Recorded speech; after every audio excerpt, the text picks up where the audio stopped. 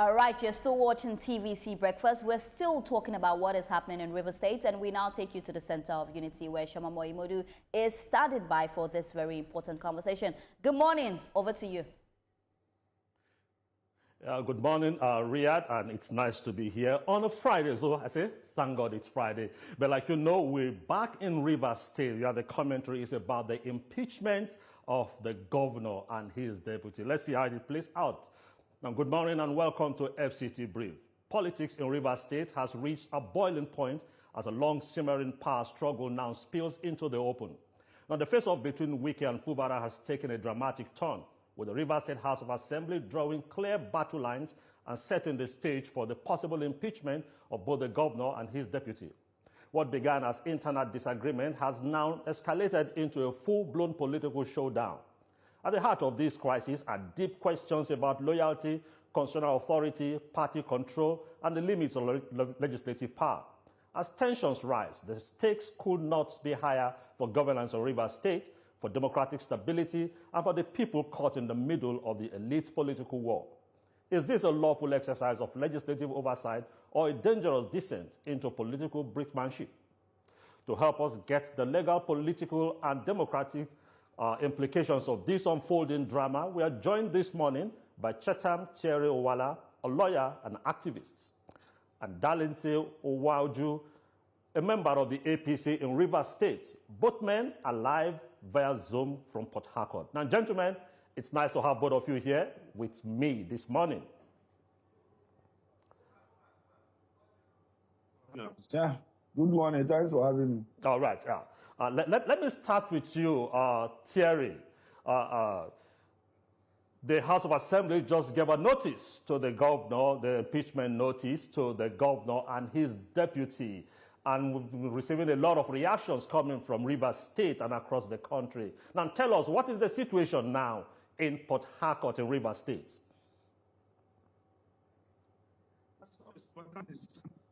And like I say, we have is issue the environment, but all factors they are doing things now. General plans which is social media for those across states. Mr. Owala, I can't seem to, your audio is not too clear. I think we'll need to fix that. Let me talk to you, Mr. Owauju. You're also in Port Harcourt. And would you like to tell us the situation of things in River State at this moment after the impeachment notice to Governor Fubara and his deputy? Well, I think that things are calm, owing to the fact, or owing largely to the fact that the governor and his team are calm about it. And so the expected tension or the way people might be looking at it from the outside is not exactly how it is. Everywhere is calm because of obviously the response pattern or the strategy of the governor and his team to be calm about it. And so the situation is quite calm. Nothing is happening. You said the situation the situation in River State is calm, but definitely so there is an impeachment notice hanging over the head of the governor and his deputy. It is calm. I said it's calm, yes. Yeah. I said, what's the implication of the impeachment notice hanging over the heads of the governor and his deputy? Like I said, owing to the... Now, let me come to you, Thierry Owala. I guess you're there with us. Mainly political. Mr. Thierry Owala, if you can hear me, I'd like to raise this question. Now, it's another impeachment notice to the governor, and just before that impeachment, there was this accusation from the minister of the FCT, and just immediately after the accusations of the minister of the FCT, we saw the House of Assembly moved into action. Some people have said that this latest impeachment, like the previous one, is being influenced by people who are not directly in the state. Now, what's your thoughts about this?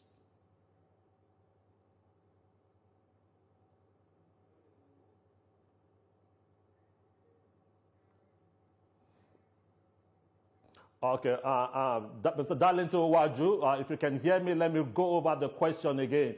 With this latest impeachment notice, some persons have said that it is being influenced by personalities that not directly in the state, by people from the outside, because after the minister of the FCT raised his objections to the actions of the governor, we saw the House of Assembly just about a day after swinging into action, issued an impeachment notice. Now, what does this say about our democracy in Rivers State?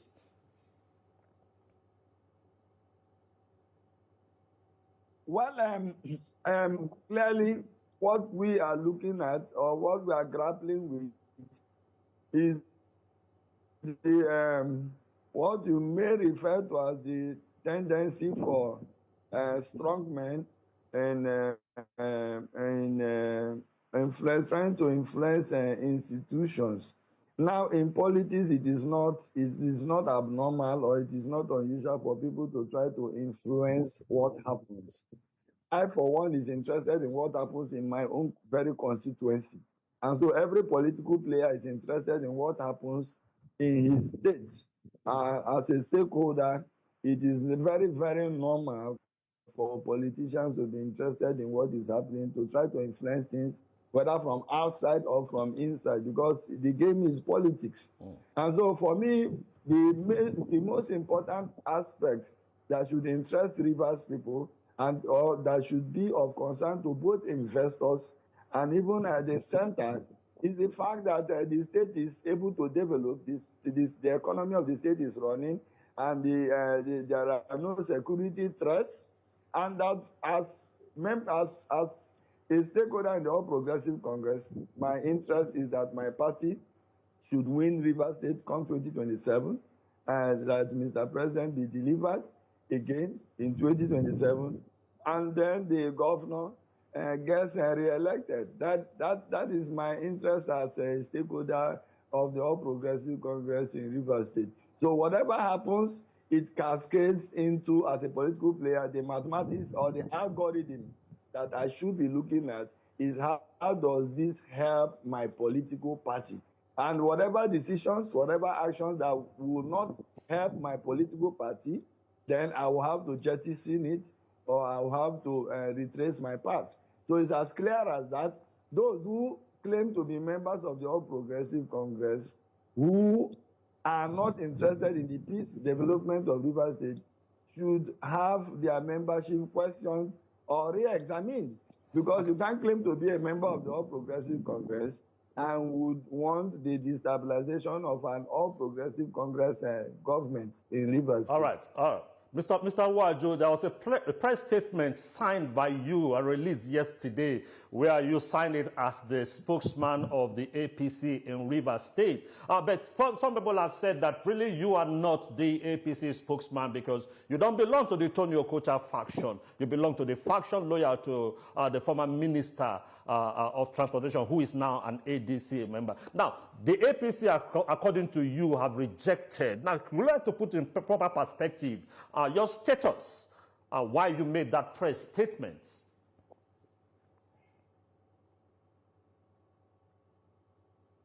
Okay, clearly, you see, when people have nothing to hold on to or what to clutch, or they clutch onto straws. And by that I mean that you cannot tag me with someone who has left the All Progressive Congress. I'm a full member of the All Progressive Congress today. I will be a member of the All Progressive Congress tomorrow, next tomorrow, and even in the weeks and months to come. And I will campaign massively for the election or the re-election of the president who is the leader of my party. I don't care what anybody wants to use interbrushing me. That is irrelevant to me. I am focused, and my focus is on getting things done for my party, the All Progressive Congress. Right. Now, coming to talk of my status, you would recall that in December of 2024, a High Court sitting in Rivers State has nullified, has set aside or cancelled, if you like, for ease of understanding, the congresses that purportedly produced Tony Okocha and his executives. And you also recall that on August the 12th, 2024, Justice Sika Aproko of the State High Court had reinstated my executives. And so it is laughable. Those who are of the Okocha stock actually are on appeal as we speak. That matter is at the Court of Appeal. It's lying before the Court of Appeal for that court division. And it has not been settled either way. And so you do not expect me, who benefited from that judgment that I got. And so it will be foolhardy for anybody to claim, to question my status in the All Progressive Congress. I remain the spokesperson by the force of law. And anybody that is not happy with it will now have to wait for the higher court to set aside the judgment that favors me. Mr. Cherunwala, so let me go over to your colleague, Mr. Cherunwala. You don't hold a political card. You're a lawyer, but you are in Rivers State. Now, with this impeachment notice hanging over the head of the Governor Fubara and his deputy, what does that say of the APC and of politics in Rivers State? Always in the news for not too good things. Well, it's a hard for us to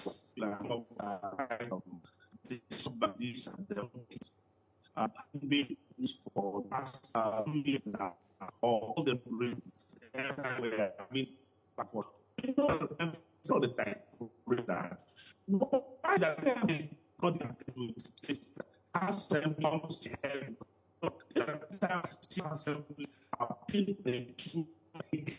the government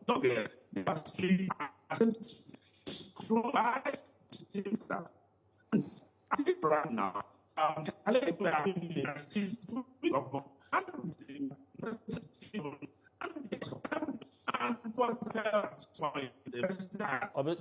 Mr. Cherry Owala, I beg to say that your audio is kind of distorted. We can't really hear what you're trying to express to us. So let's get that fixed. And over to you, Mr. Darlington Uwaju.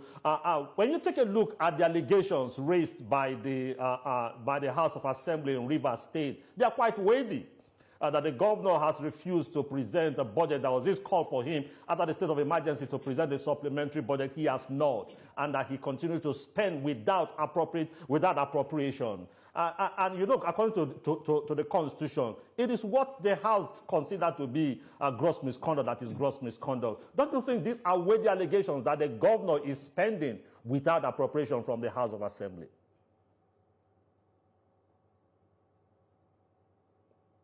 Darlington Owaju, please. Now, let me say this. Is deliberate distortion of information or choosing to be ignorant about the facts on ground. And what are the facts on ground? On the record that in May of last year, our president transmitted to the National Assembly budget on behalf of Rivers State based on the emergency. In June, on June 25 precisely, the Senate of the Federal Republic passed an appropriation for 1.485 trillion for Rivers State. And then on the 22nd of July, there was a concurrent approval by the House of Representatives for the same amount. And so it is a budget for 1 year, a full year cycle, which should be expiring in January. And so the governor chose to spend based on the composition of the items on that particular budget passed by the National Assembly. And outside of that, the law allowed for the governor to spend 6 months into the new fiscal year, even without approval from or having a budget from the State Assembly, assuming he chooses to so do. And so it is hasty to my thinking as an individual and as a Rivers son, as a stakeholder in the All Progressive Congress, it is easy for lawmakers to now start hanging that on the neck of the governor like the sword of Damascus in order to crucify him. I find it rather unfortunate, and that was why I used the words I used in the beginning, that anybody who is interested in building up the party and strengthening the party and ensuring that the party wins elections in 2027 for Mr. President should be interested in the growth of the party and should not. And so we are not interested in who is right or who is wrong, because like I said before, these are issues that can be resolved politically. And I do not see grievous. Okay, if you claim that the governor has spent money, this, that, and these are your allegations you are putting out, and that you feel that these are grievous to Section 188 of the Constitution, the question now is, what are the offenses of the deputy governor of the state? What are her offenses? And so you see that these things are neither here nor there.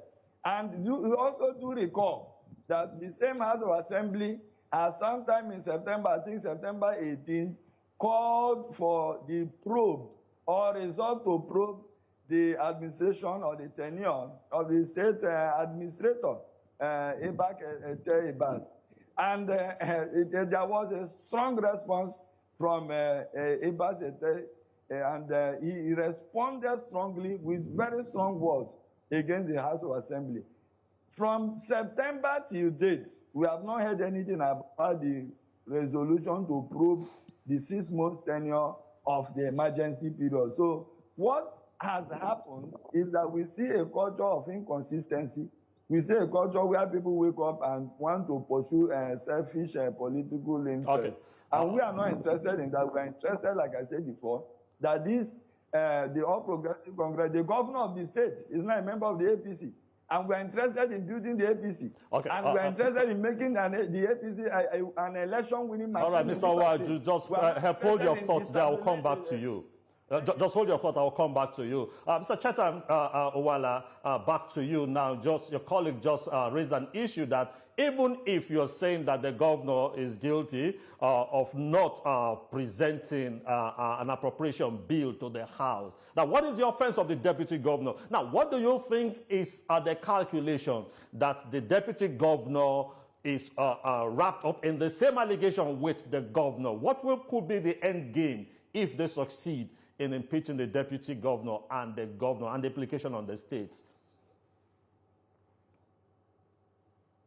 Now, from where I stand, I think everything we ever said is all political, because the question I asked some of my students was, what is that of the deputy governor? The offense of the governor where I see is just basically a support for the governor and continue to stay the governor.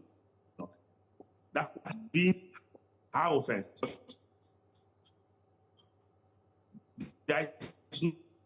You can actually link or tie to the government, some control the politics within the state. That's why we're seeing all this happening. And we all know what exactly is happening within the state. Because the truth of the matter is that the deputy governor, you can't tie anything to her.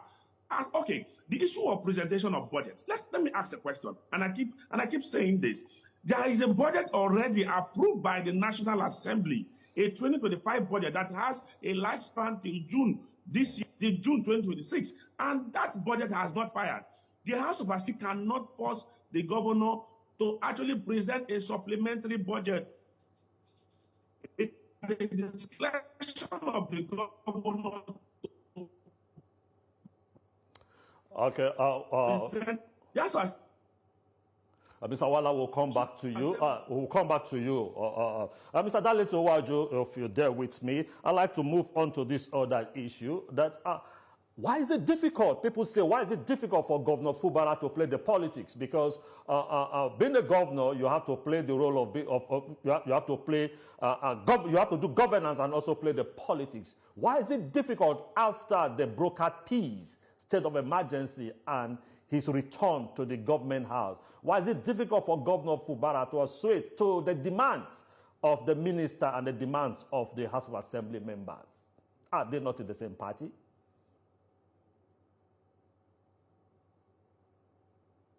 Mr. Darlington Waju.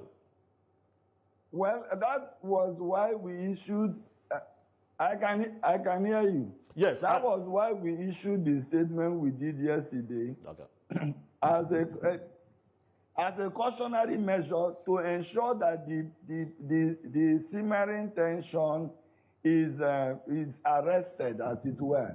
Because now you have majority of the members of the assembly in the APC, and the governor is a member of the APC, and not just a member, but the leader of the APC in Rivers State, by virtue of being governor of Rivers State.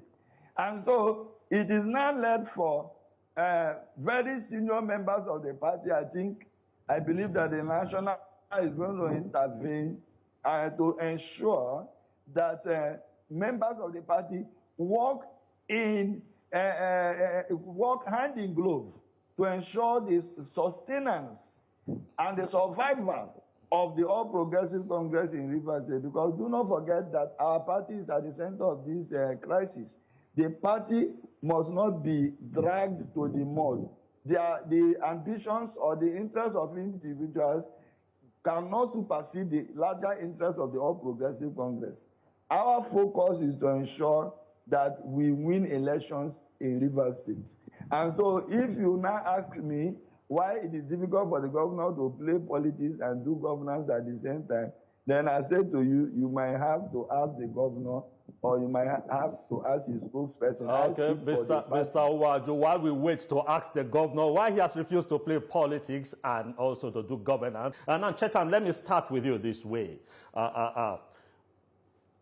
With what is going on, if the impeachment is allowed to sail through, the speaker, who is a loyalist of the minister, will take over as acting governor for some months, wherewith constitutionally he's allowed to now organize an election for a substantive governor. Now, what do you think can be done to stop this process from becoming the reality of the House?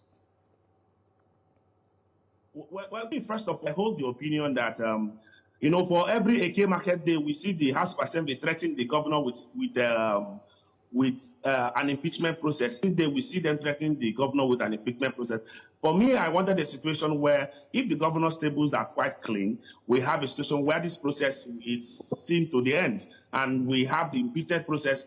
If the process will be transparent, fair, and free for all to see, I am okay. Let's get done with it and sort it out, and stop having a situation where every day the governor is being threatened by the House of Assembly with an impeachment notice just to satisfy the interest of the FCT minister. And I must state clearly that the end game is that the FCT minister wants to control Rivers State. That has been everything he has been shouting about and struggling for. Everything he wants to do is to achieve the purpose of controlling the affairs of Rivers State. And wants to intervene them through the government. But one way or the other did not allow that to happen. And he has not rested since then. He's been making sure that the state is ungovernable, is unstable, just to make sure that he has control of Rivers State. And it's a sad situation. Now, there is a role the president has to play. The president has not taken a decisive on the actions and activities of the FCT minister. That is why we'll continue to see the FCT minister take up the actions he's taking up. I have said before, and I'm going to still maintain, that the greatest beneficiary of the crisis in Rivers State remains Mr. President. Because as of today, the governor is supporting the president, the minister is supporting the president, everybody is mobilizing for the re-election of the president. But who is the president interested in governing Rivers State? The president will not be the one to decide who governs Rivers State. This has always been the president's end game. That is why he has refused to call his minister to order. Because tell me, why has the president not called someone like Yeso Wike to order? Why is Yeso Wike leaving his duties in Abuja and touring the 23 local governments of Rivers State? Why is he doing that? What exactly does he seek to achieve for himself and for the president? Permit me to come in. Tension we are seeing in Rivers State. Permit me to come in, Chetan, but we must give the president the credit also. He broke out the peace. He declared a state of emergency, which stopped, and even the governor led to the fact that if not for the state of emergency, he would have been a former governor. So he intervened, he broke out the peace, and now they are back to where they left before. Do you still hold the president responsible for this?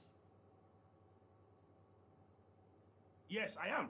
Quite well, I am. Let me tell you, the emergency declaration and the peace purported that President brought not solve us problem, and that's a serious issue occurring.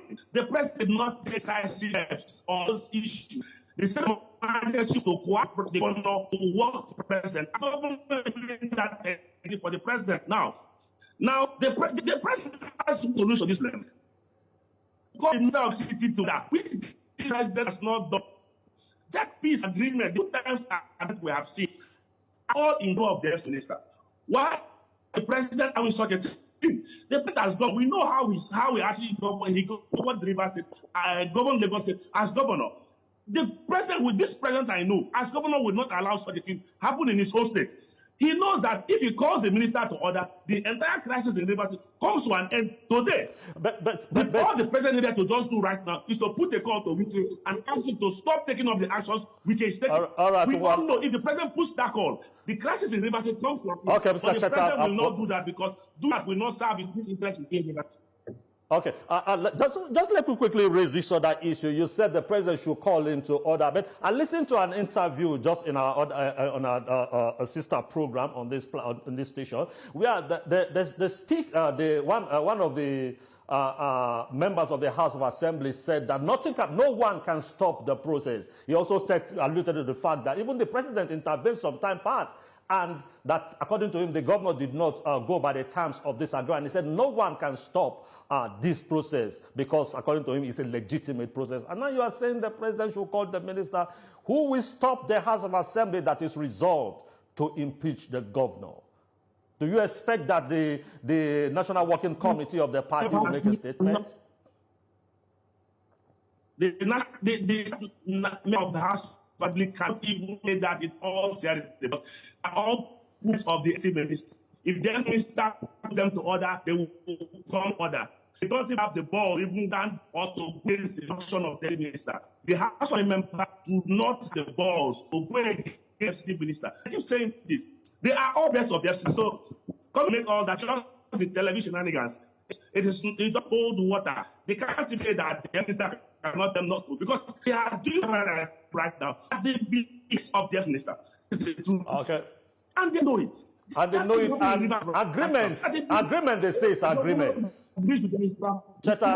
Just because of time, they say agreement is agreement, and the governor did agree to certain terms before the emergency was lifted, and he seemed not to be going by those agreements. Don't you think there should be a kind of a backtrack to go back and implement some of these agreements? Do you think they're dangerous to the health of the states? No, the first we should ask ourselves that what were the things agreed? They didn't make it public to us. So we can't even that he will not seek a re-election. One of them. What the nature of agreement is. He will not seek a re-election. No, the government, that's not of the government not alluded to that, whether minister is right or wrong. But if there's an agreement, and the agreement is to the detriment of the state, you expect the government to go with that agreement. Okay. All right. Darlings, if you're still there, according to the House of Assembly, no one can stop this impeachment proceeding. But your colleague have just said that Mr. President can intervene. And some persons are also saying that they expect that the National Working Committee of the APC should make a categorical statement. What do you think this statement will be? And do you think it can stop the House? Darlings Owaju.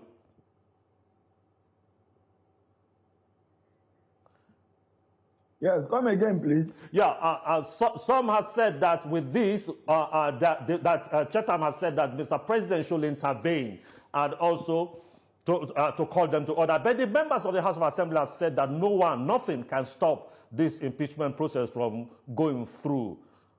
Why is it difficult for the governor to backtrack and probably go into begin to implement some of this agreement? Do you think they are detriment of the states?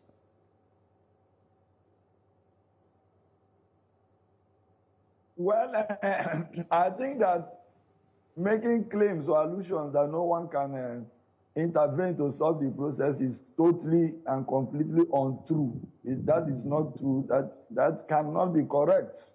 That cannot be correct. Because if you claim to be a member of any political platform, you must have to respect the policy statements, the direction and directives of that particular platform. And so it will not be correct for anybody to claim that nobody What can if actually they refuse to halt, listen to that platform? What if they refuse to listen? Mr. Awadu, what if they refuse to listen? You've also had the minister say in Rivers State there is no APC, there is no PDP, and that nobody should interfere in the politics of Rivers. I believe that there will be recalcitrant to the All Progressive Congress. I do not believe so. Because our party has a unique way of handling its internal crisis, very unique way of handling such things.